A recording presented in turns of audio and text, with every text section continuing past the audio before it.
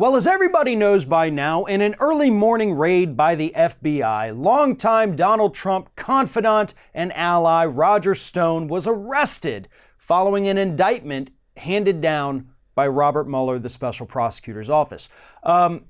Here's the thing, right?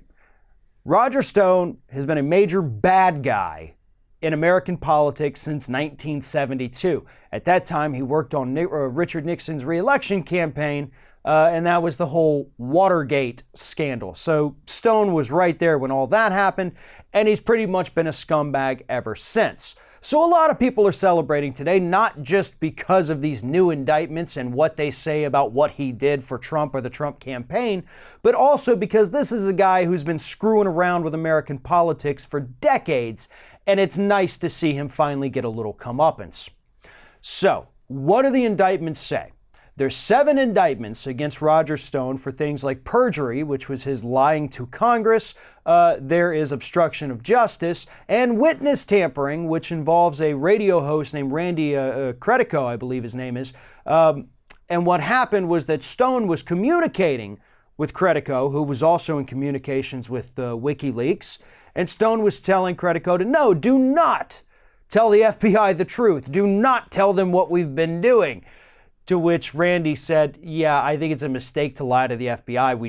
We should be honest with them when they come and question us. Mueller has those text messages, by the way, according to this indictment. And to me, that's really the biggest part here, is that this indictment does show that Roger Stone was acting as the intermediary between the Trump campaign and WikiLeaks. Okay? That's what this indictment is telling us happened. That's what Roger Stone was lying about. That's what he was telling other witnesses to lie about. Roger Stone was the guy coordinating things with WikiLeaks and the Trump campaign, thus becoming the firmly established link between those two organizations, Trump campaign and WikiLeaks. So, a lot of people are saying, wow, this really shows that Donald Trump and his campaign via Roger Stone and WikiLeaks were colluding with Russia. I gotta stop you right there. Because as it stands right now, we do not necessarily have that link established just yet. I firmly believe it will be. I firmly believe it did happen. But let's not read too much into this or put things there that don't actually exist yet. That's what we have to be careful of. Here's what it does mean. It does mean that yes, WikiLeaks was working with the Trump campaign.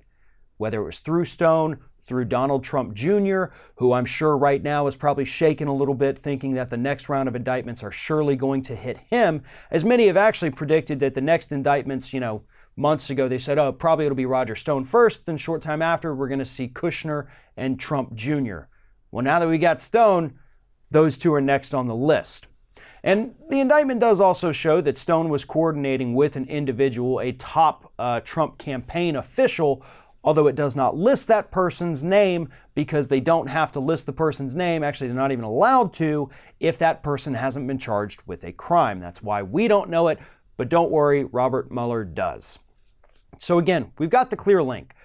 The only question at this point is WikiLeaks, who obtained the stolen DNC emails, that's what this is about, from Russian hackers, that has also been established, were those hackers working independently, or were they working on behalf, in coordination with, or at the request of the Russian government?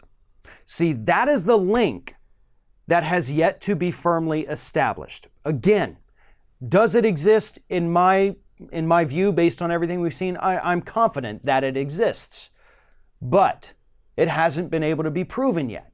So until that part can be proven, you can't say that this story proves collusion here, because it does not. The only collusion it proves is that the Trump campaign was colluding with WikiLeaks to obtain these stolen emails that WikiLeaks had obtained from these hackers who stole it, who directed them to steal it. We still do not have proof of that.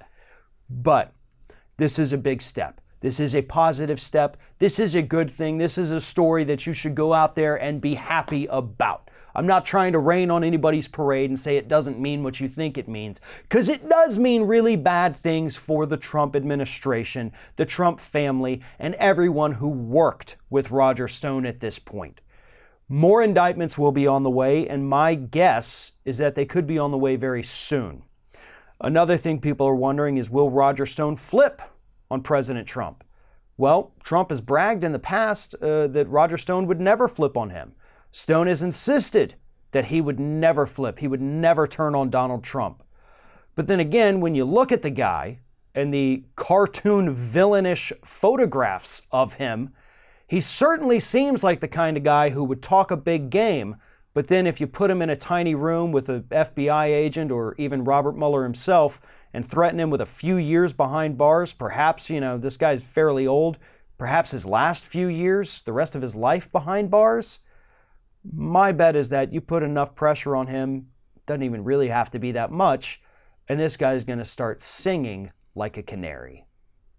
Thanks for watching, everybody, and don't forget, if you like what you see here, like, comment, share, and subscribe to our channel. And now you can also become a member of Ring of Fire and get exclusive early access to certain Ring of Fire videos all throughout the week. Just click on the little join button right below the video.